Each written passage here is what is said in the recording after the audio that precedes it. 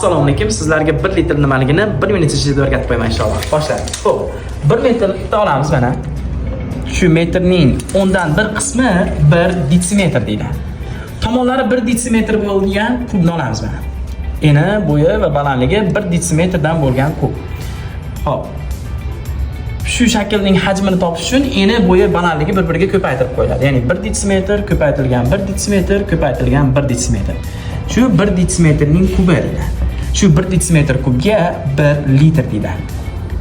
Endi bizda bitta shakl bo'ladigan bo'lsa, tomonlari xo'p 3 detsimetr, 4 detsimetr va balandligi 6 detsimetr bo'lsin.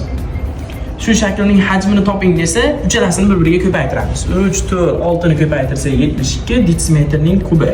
1 detsimetr kubimiz 1 litr degani, demak bu 72 litr bo'ladi.